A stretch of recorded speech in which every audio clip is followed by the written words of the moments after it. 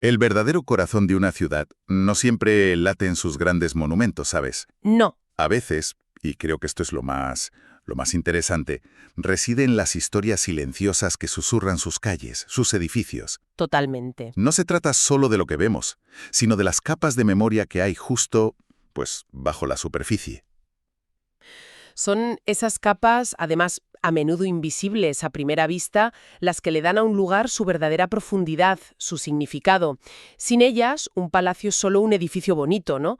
No un símbolo de poder. Pues fíjate, hoy nos sumergimos precisamente en eso. Vamos a explorar el distrito de Shunzhen en Taipei, que es el centro administrativo y, bueno, simbólico de Taiwán. Ajá. Y no lo hacemos a ciegas, ¿eh?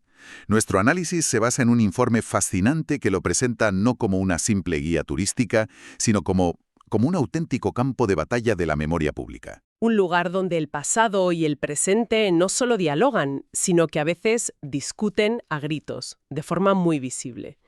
El informe lo plantea como un espacio vivo donde se sigue negociando qué significa ser taiwanés hoy. Exacto. Y nuestra misión aquí es desvelar 5 narrativas, 5 historias ocultas que propone el informe que transforman lo que podrían parecer meras reliquias autoritarias en testigos de la democracia. Me encanta esa idea. Vamos a ver cómo los espacios de poder, de trauma y de vida cotidiana se entrelazan para contar la compleja historia de la transición de Taiwán hacia la libertad. Empezamos por la más grande y obvia de todas. Vamos allá. La primera historia arranca con el símbolo más imponente, el Monumento Conmemorativo Nacional de Chiang Kai-shek. Un edificio gigantesco, blanco, con ese tejado azul perfectamente simétrico. Uf, impone muchísimo. Parece diseñado para aplastar, para que te sientas pequeño. El informe lo describe como la última gran manifestación física del antiguo orden político. Y lo era. Su propósito original era ese, proyectar una autoridad estatal inquebrantable, inspirar culto a un líder. Pero aquí es donde la historia de Taiwán, pues, le da la vuelta a la arquitectura. A ver, El nuevo gobierno democrático no sabía muy bien qué hacer con este mausoleo gigante. Y en ese vacío fue donde la sociedad civil encontró su oportunidad.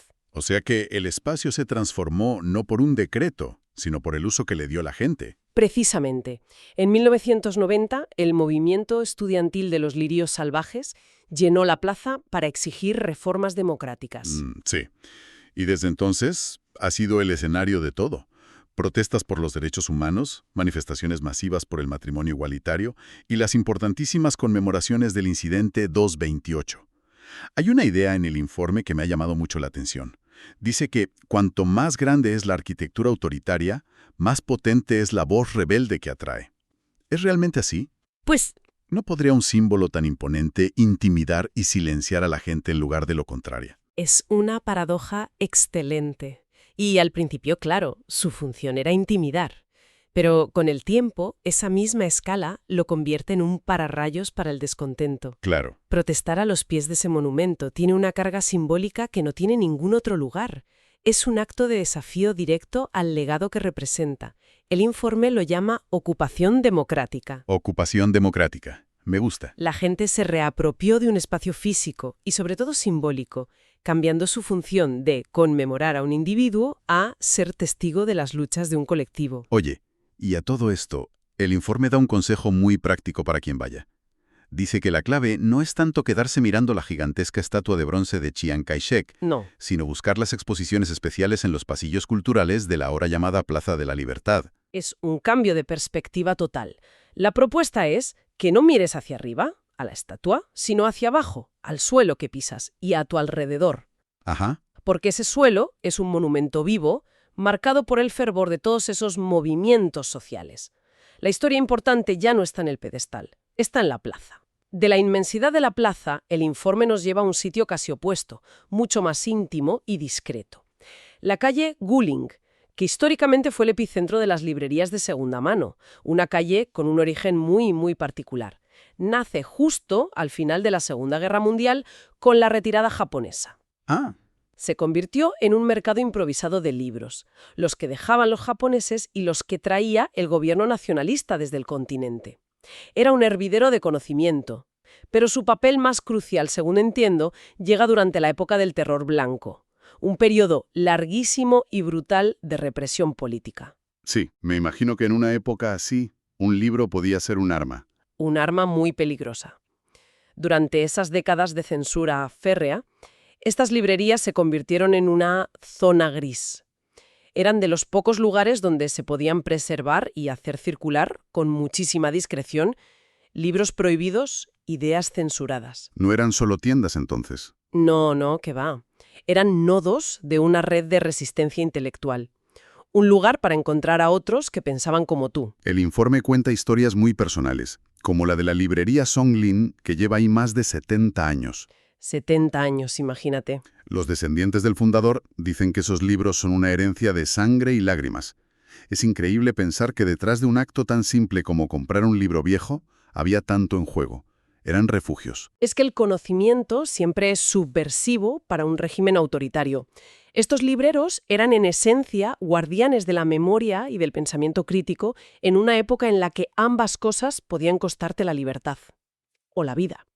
Hacían un trabajo silencioso pero fundamental. Totalmente. Y el informe propone algo que me parece maravilloso. Sugiere que el verdadero tesoro no es solo la historia, sino la experiencia de visitar una de las librerías que sobreviven, como la propia Songlin.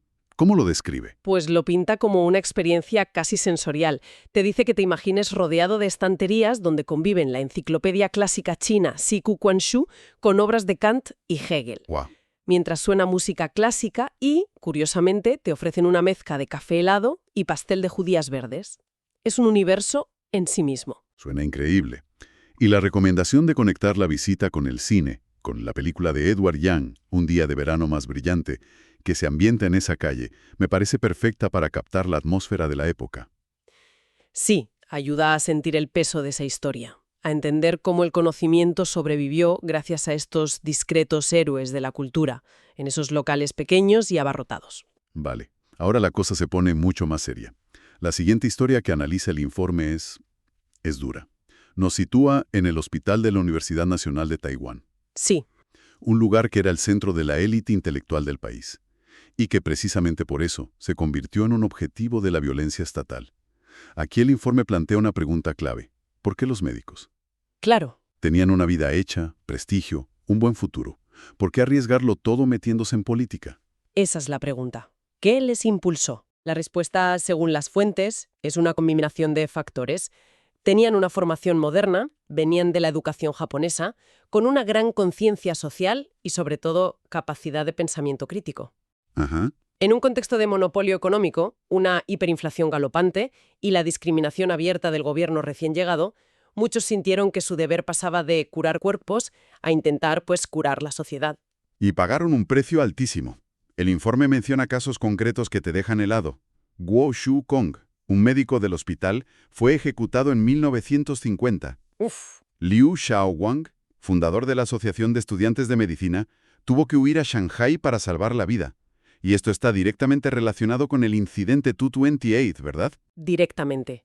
Para quien no lo sepa, el incidente 228 fue un levantamiento popular contra el gobierno en 1947 que empezó por un altercado trivial, pero que canalizó todo el descontento acumulado. Ya. La respuesta del gobierno fue una masacre brutal, seguida de décadas de represión sistemática conocidas como el terror blanco. Es la gran herida abierta en la historia moderna de Taiwán y entenderlo es clave para entender todo lo demás. Y la élite intelectual, como los médicos, fue uno de los principales objetivos de esa purga, claro. Claro, eran líderes de opinión, una amenaza directa para un régimen que quería un control absoluto. Eran personas con prestigio y capacidad de organización. Su eliminación o su neutralización fue una prioridad para consolidar el poder. Se perdió una generación de talento increíble. El informe lo plantea como una cuestión de elección. Cuesta imaginarlo.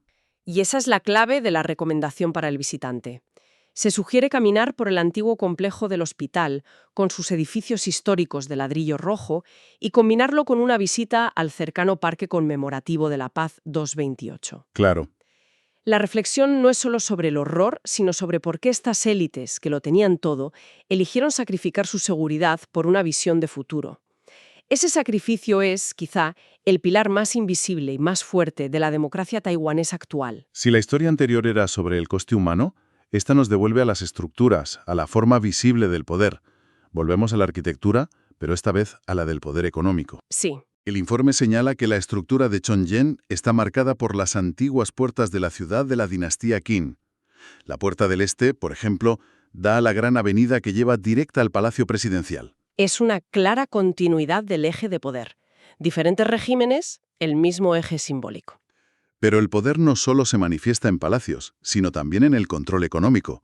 Y aquí el edificio clave es la antigua oficina del monopolio de tabaco y licores de Taiwán. Un edificio con una arquitectura muy particular, en forma de V invertida. Un organismo para controlar el tabaco y el alcohol suena a otra época. ¿Qué importancia real tenía? Era absolutamente crucial. Este sistema de monopolio, heredado del periodo japonés, controlaba bienes esenciales para la vida diaria. La sal, el tabaco, el alcohol, el petróleo, todo. Y el gobierno nacionalista lo utilizó de forma abusiva. Básicamente, vaciaron los recursos de la isla, enviando bienes de primera necesidad al continente para apoyar su bando en la guerra civil china. O sea que el informe dice que esta opresión económica fue una de las chispas directas del levantamiento del 28 de febrero. Exacto. El poder no era solo político, te golpeaba en el estómago, en el día a día. Ese es el punto. Conecta la gran política con el bolsillo y la despensa de la gente común. El descontento se hizo masivo porque la vida se volvió imposible.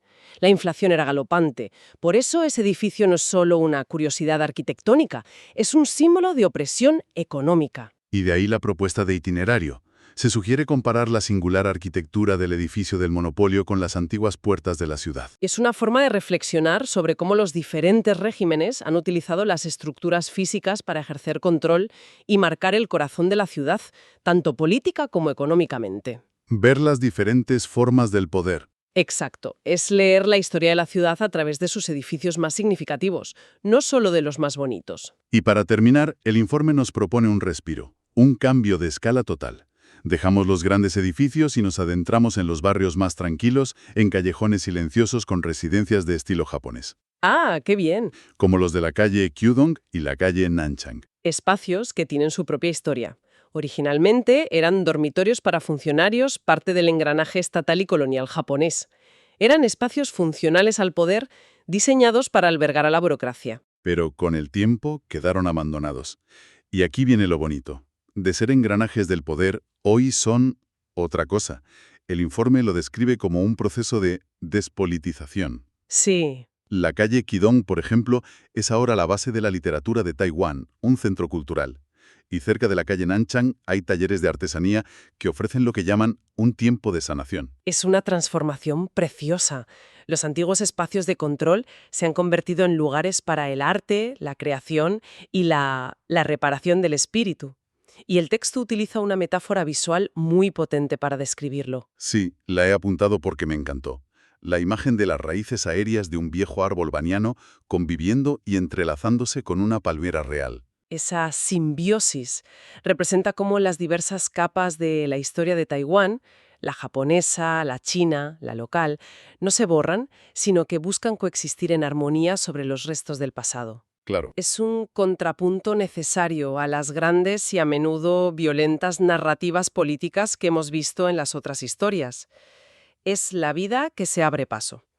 Así que la joya oculta aquí no es un lugar, sino una filosofía de viaje, ¿no? Se propone un turismo lento, caminar con los pies, observar con los ojos, sentir con el corazón.